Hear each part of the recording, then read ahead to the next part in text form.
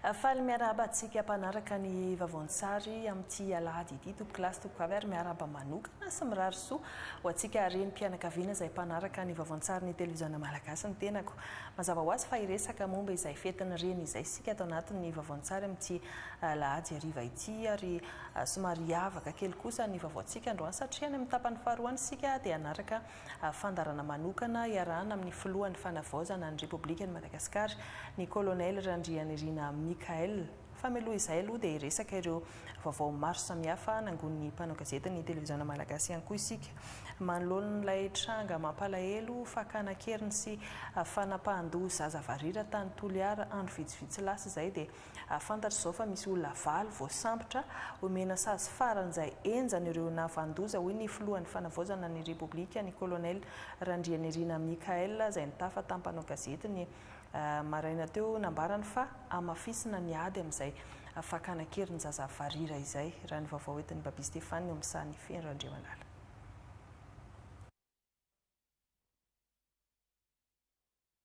Hita tao amin'ny Fokotany Antsianaky, komina Betsinjaka Toliara, ny vatana mangatsiaka sady efa tapadoha ny Landrisia na Isia omaly ariva.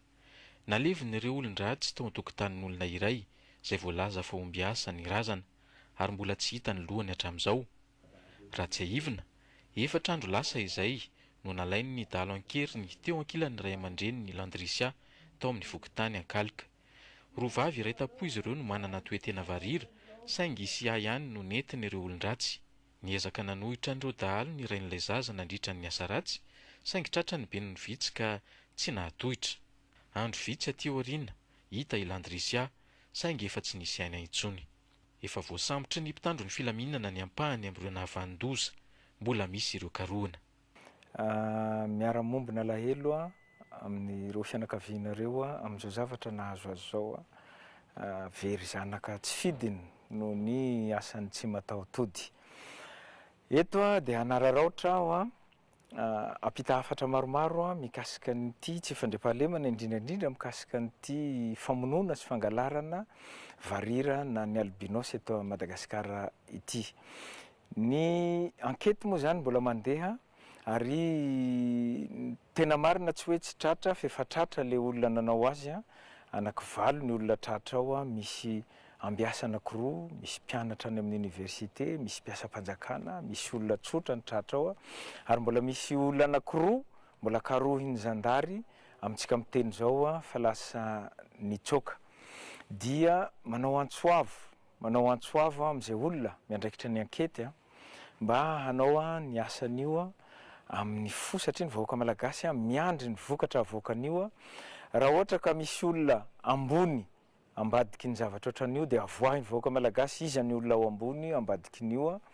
satria ny zavatra ohatran'io manko izay ataontsika hoe crime rituel amin'ny teny frantsay ny anaovana azy dia matetika ampiasain'olona amin'ny zavatra maro izy io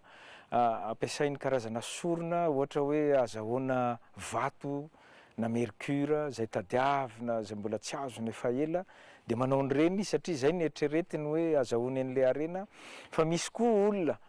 olona mety manambola manan-karena mety tazona ny toerana izy mety hanabe ny toerana izy mba hampanan-karena azy dia manan-karama olona manao an'ireny ka avoahiny vahoaka malagasy ny tena marina mikasika azy io. Ny sazy farany mafy indrindra no miandry ireo rehetra tratra amin'ny fakana-keriny sy famonoana zaza manana toetena varira ary tsy hisy indrafoho amin'izay piraitsi-kombakomba amin'izy ireo. Hisy ny fepetra maromaro indray ho ampiarina tsy hiverena ny tranga toy izao hoy ny filohan'ny fanavaozana. Dia aoka mba tsy ho apetraka any amin'ny fonjan'ny Toliary ireo olona reo fa afindrao aty Atsiafahy. Aleo izy hipetraka ao Atsiafahy satria raha ny alahelo ny vahoaka malagasy mijery ireny zavatra misy ireny dia tokony hiverina mihitsy ny débat mikasika ny ataontsika hoe peine de mort. Fa na izany anefa antsika efa niratifie fifanarahana iraisam-pirenena ny tsy hidirantsika amina resaka peine de mort dia aleo entina makeny Tsiafahy ireny olona ireny. Fa tsy hoe isy hoe votsotra noho ny fisalasalana ny sasany tsy fantatro fa aleo tonga dia hoe ny Tsiafahy daholo izy dia miandry ny vahoaka malagasy ny toy ny fitsarana. Manaraka an'izay moa dia manome toromarika antsika rehetra tompon'andraikitra indrindraindrindra ao amin'ny filaminam-bahoaka mba handray andraikitra feno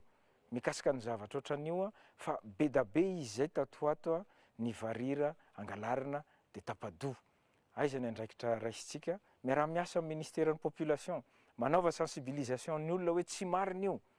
ary zay ny mbola iantsoko ny vahoaka malagasy hivavaka fa atsika raha tsy hivavaka tsy ho afaka mihitsy amin'ny finonom-pona zay taritina satana sy devoly toy ireny zay angambany a ny antsoava ho ny tompon'andraikitra rehetrarehetra mba handray andraikitra feno fa fahefana azotsika eo ny fahefana avy amin'ny vahoaka de aleo mba inony ny vahoaka aleo mba harovana ny vahoaka fa tsy hiaina tebiteby lava ohatran'izao hatsangana ato anatin'ny fotoana fohy ny fitoeram-pitaizana sy fanabeazana ary fiarovana ireo zaza manana toe-tena varira io centre io a zay tsy ho elany anomboana azy a fa mety amin'ny herinandro na mety dans 2 semaines io de efa manomboka ny tany asiana azy efa misy a zay ho hitanareo eo hoe iza moa no nanome azy a sy iza ny mikarakara zany centre andraisana varira izy io a dia misy sekoly ao anatiny ao a misy chapelle ivavahana ao anatiny ao a de misy toerana hipetrahana miaramila na zandary na polisy a hiambina hisécuriser an'ireo varira zay mipetraka amin'ireo satria mampalahelo anie ny any atsimo tsy hitanareo a fa misy ray aman-dreny manatitra an'ireny zanany varira reny any amin'ny brigadiny gendarmerie le zaza no mipetraka matahotra zavatra ohatran'izao zay angamba fa de makahery atsika malagasy a makahery atsika rehetrarehetra tompon'andraikitra koa mba andray andraikitra feno ary malaky amin'izay zavatra misy toy izao mikasika izay resaka fametrahana filaminana izay indrindra no antondian'ny prime ministre Mamtsina Rajaonarison tany Russie izay nanatrika ilay fionam-be iray isam-pirenena momba ny filaminana tany Moscou ny faha 4 ka hatramin'ny faha 5 volana mety eo ka angadina tanindrazana androany moa izy ary nanambara teny ampatongavana fa fifandrimbona any amin'ireo firenena maheran'ny 20 nandray anjara mba hampisy fandriam-pahalemana iraisana amin'ny fampiasana teknôlôjia vaovao no isan'ny teboka ny vohitra nandritro fionam-be io ity fionan'ity moa izay nametrapetrahana ihany koa ny fiara-miasa maro lafy eo ny ara sosialy ny ara-panabeazana eo amin'ny Rosia sy Madagasikara NRB-tany sy Adzara zafim-piasa no nitatitra izay vaovao izay fanamafisana ny fiaraha-miasa amin'ireo firenena maherin'ny 20 nandray anjara tamin'ity fionam-be iraisam-pirenena momba ny filaminana hametrahana fandriam-pahalemana iraisana amin'ny alalan'ny fampiasana ny teknôlôjia vaovao izay natao teto Moscou ny 4 hatramin'ny 7 may teo no tena nisongadina sy ny vohitra hoy ny prime ministre lehibe ny gouvernemanta izay nitarika ny délégationna malagasy nandray anjara sy nitondra ny tolokeviny tamin'izany loha teny aloha dia miaraba ny reny malagasy rehetra tratran'ny androny anio dia mbarasoa raha ny zavatra hoe vokatra avy any amin'ilay fionana tampo momba ny filaminana anatiny a ny voalohany indrindra dia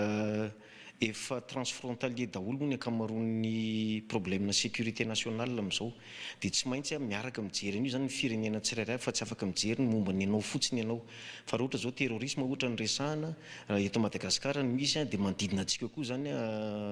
mizaka an'ilay izy zay zany tena vontoatin'ilay fionana tany be dia be moa ny atao hoe stratégie zay eritreretina ho apetraka nanterina sy novoizina tamin'ity fionam-be ity ny anjara toeran'ny teknôlôjia sy ahitao araka-tsy mirindra amin'ny famatsim-bola ireo asa tsy manara-dalàna sy ny fiatraikany eo amin'ny filaminan'ny firenena izay ezaka hampiarina eto amintsika hoy ny prime ministre tena goavana dia itsika tsy maintsy miezaka manatsara ny haitao araka-tsy mirindra ny fifehezantsika ny serasera eto Madagasikara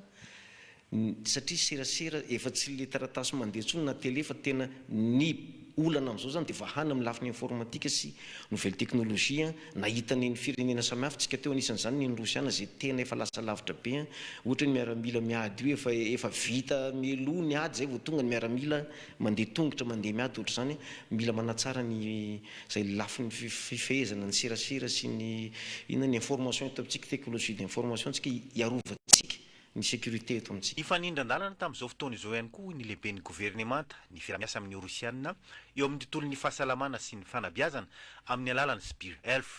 zay Sbir Health zany hoe Sbir mikasika ny fahasalamana amin'ny fiara-miasantsika amin'ny rosiana io dia eo amin'ny 300 kit médicaux zany ho apetraka amin'ny CSB eto amintsika aloha amin'izao voalohany izao. Io dia misy base de données mihitsy fitaovana maivana kely afaka izahana fahasalamana ary ahitana anazy aingana tsy miankina amin'ny internet nefa ny samy manana ny base de données zany ireo zavatra ireo. Zay zany ny voalohany. Faharoa, iarahana amin'ny Sberbank ihany koa dia misy karazana fampianarana tena tsara be izay tonga dia azahoan'ny olona fahaiza-manao fa tsy fahalalana. Zany hoe tsy connaissance no alainao anatin'izy fa compétence. Io zavatra io nitsidika an'ilay toerana moa zay hoe school 21 na hoe école 21 dia nijery an'ilay zay fa tsara be ilay izy ny tena tsy dianay teo zao ohatra dia fanofanana ny olona anana fahaiza-manao amin'ny lafiny informatika sy teknôlôjia vaovao dia ilay izy tsy misy mpampianatra fa ianao mety manana maîtrise, ny anazy mety baka, ny anankiray mety licence dia tonga ao mianatra dia zay mahay ny mampianatra n'ilay mbola taraika miaraka mamaha olana ao anatin'ny herintaona zany dia lasa manana fahaiza-manao mamaha olana informatika be dia be ilay mpianatra. Ny 7 volana May teo moa ny farana tao Moscou ny 4 andro ny arahan'ireo firenena maherin'ny 20 ny Kaondo mikasika ny filaminana sy ny ady amin'ny fampirorona. Akoatr'izay resaka fametrahana filaminana sy ady amin'ny fampirorona izay dia fantatra ihany koa fa hiara-hiasa amin'ny fametrahana rafitra ara-toe-karena manokana ny Saint Petersbourg any Russia sy ny fanjakana malagasy ka efa nisy ny fifanaraha-piara-miasa teo amin'ny ministeran'ny indostria sy ny fampiroboroboana ny sehatra tsy miankina ho ny Prime Ministre lehiben'ny gouvernemanta nambarany fa tsy vitsy ihany koa ireo mpandraraha rosiana liana ny ampiasan'ny volany eto amintsika eto Madagasikara. Enarabetany sy aja razafy mpiasa trano. Hiara-hiasa amin'ny faritra ara-toe-karena manokana any Saint Petersbourg ny fanjakana malagasy efa vita ny fifanovatsiny teo amin'ny ministeran'ny indostria sy ny fampiroboroboana ny sehatra tsy miankina mikasika izany tanjona ny hampitomboana ny famoronana asa eto amintsika amin'ny alalan'ny fanamavanana ny hetra ho an'ireo mpisehatra sy mpandraraha hoy ny Prime Ministre. Fametrahana zone économique spéciale izay etrentsika apetraka aty Madagasikara miaraka amin'ny taritin'ny ministeran'ny indostria zany io sy ny fampivoarana ny sehatra tsy miankina dia ny zone économique spéciale ao Saint Petersbourg no nanao fisony fiara-miasa ministère antsika dia nitsidika tany zay. Rehefa tonga tany moa zay mahita ny fomba naovan'ny zareo anazy ohatra hoe vao manomboka ny miorina ny orinasa anankiray amin'ilay zone économique spéciale dia 2 isan-jato ihany no hetra takina aminy mandritra ny 3 taona na 5 taona. Rehefa manomboka mandeha ny fandrarana taony zay vao miakatra 5 isan-jato any amin'ny 10 taona vao miakatra 7 isan-jato ny hetra takina. Zany hoe amoraina le fampiasam-bola io nefa ny miteraka famoronana asa be dia be dia izay le fiantraikan'izy izy amin'le toe-karena eo toerana. Raha nijery tany zay dia nitsidika manokana momba ny orinasa pharmaceutique fanaovana fanafody dia nijery an'izy teo ny anazy moa zany dia rosiana tanteraka io fa misy momba ny nouvelle technologie zay tsy rosiana, misy avy any amin'ny firenena tandrefana, misy avy any amin'ny firenena hafa tonga ao mipetraka amin'ny zone économique spéciale io dia io zany anisan'ny mampiodina be ny toe-karena ao Saint Petersbourg. Eritreretintsika ao atao hoe teo ny ministeran'ny indostria moa efa malala ny toerana zay eritreretina metrahana anazy dia ho avy zareo zany le mpandrarahany ho avy ety hijery dia tsika manamora eto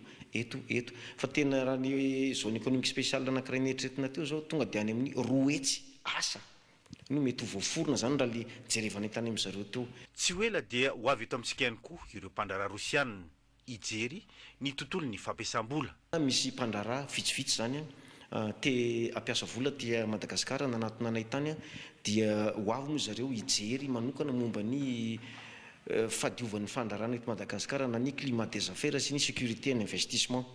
Dia eo koa zany tsika io zany tsy misy hoe fiaraha-miasa avy amin'ny gouvernement omenantsika akory,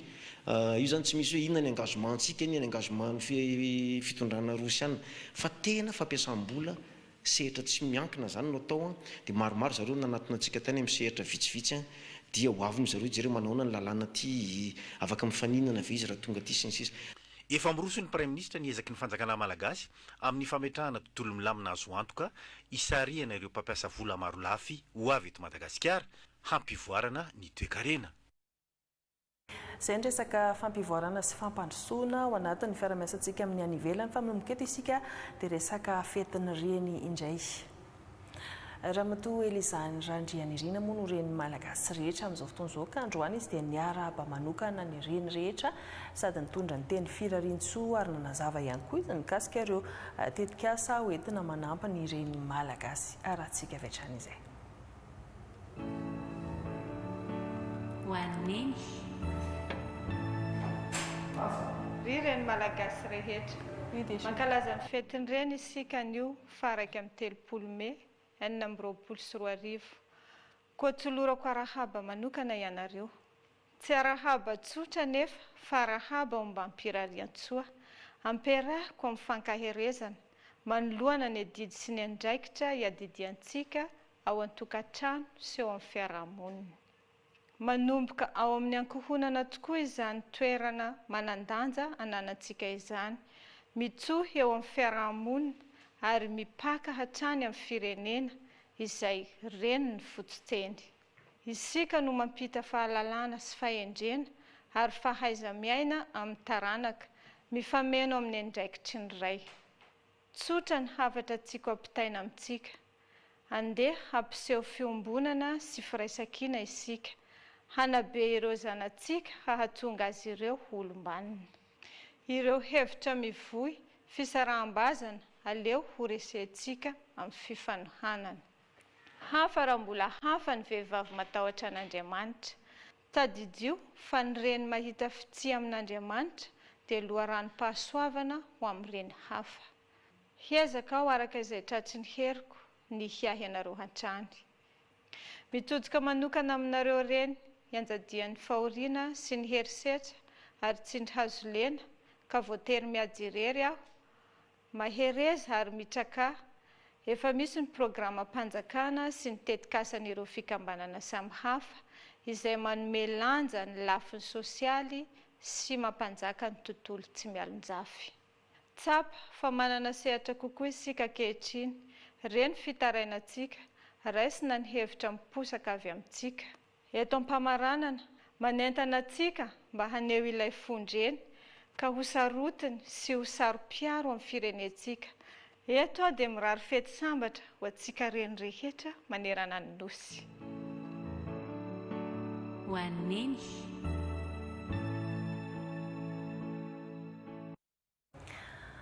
fa nisan'ny fety be mpankalaza tokoa izay fetin'ny reny izay noho ny andraikitra goavana sy masina sahan'ireo reny raha tsy tanisa fotsiny isika fa tsy ny fanapiazana ny fitantanana ny tokantrano betsaka noho izany ireo nisafidy ny anamarika manokana izay fetin'ny reny izay androany tamin'ny alalana fiarahana mivavaka teo ihany koa ny fanolorana fanomezana maro samihafa ho an'ny renim-pianakaviana ka nanao fanadihadiana manokana momba ireo fanomezana vidin'ny olona eny an-tsena rehefa fetin'ny reny tahaka izao izahay teto amin'ny televiziona malagasy ho tsy ahivina amintsika tao anatin'ity fanadihadiana ity ihany koa ny andraikitra goavana sahan'ireo reny ary ny tantaran'izay fetin'ny reny izay miaraka amin'ny Priskara Kotonandrasana sy Ange Rajonarvo.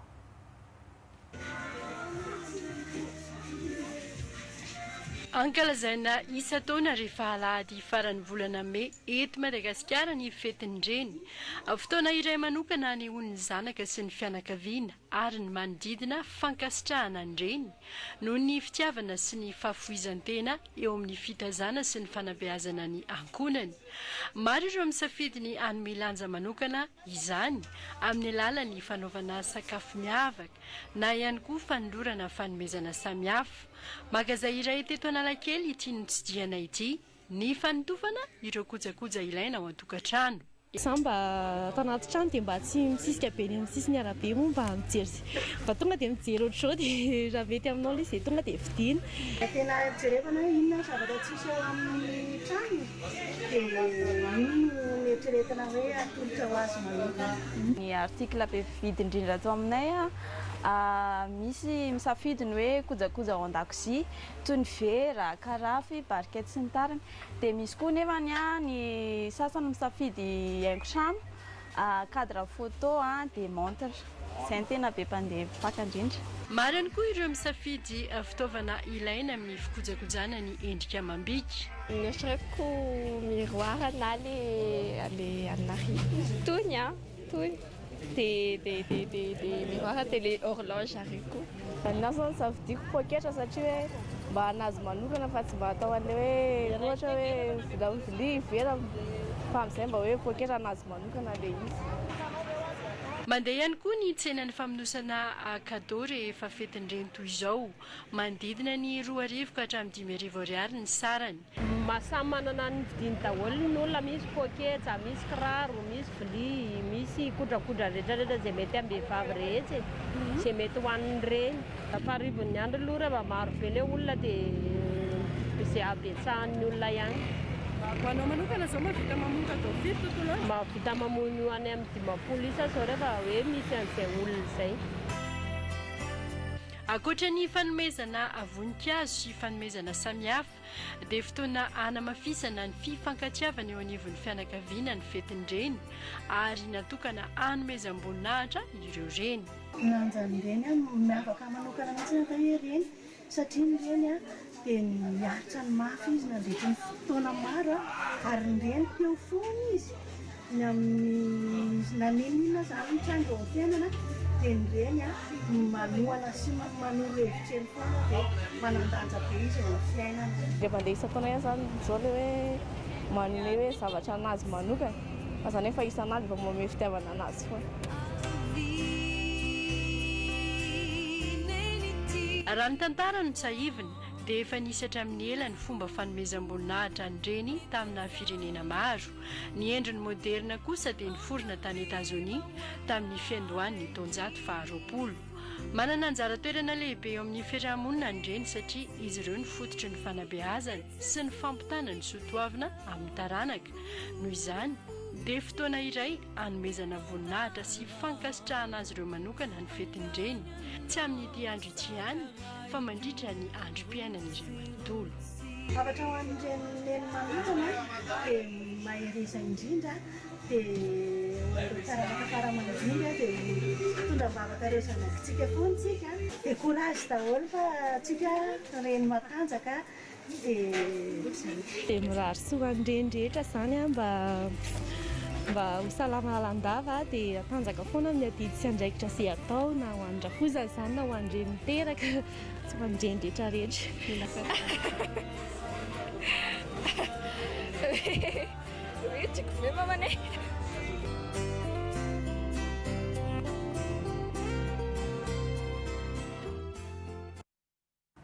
Rahasoan'ny reny rehetra zany afaranantsika aloha ny vaovao satria efa tsindrin-dona ihany koa isika ny tokantrano any amantatra ihany koa hoe inona no ambaran'ny filohan'ny fanavaozana ny Repoblikan'i Madagasikara ny colonel Randrianirina Mikael ao anatin'ny fandarana manokana rehefa avy eo mametraka ny mandra-piona aminao vetivety ny tenako satria mbola heverinety rehefa avy eo mandra-piona vetivety doviko.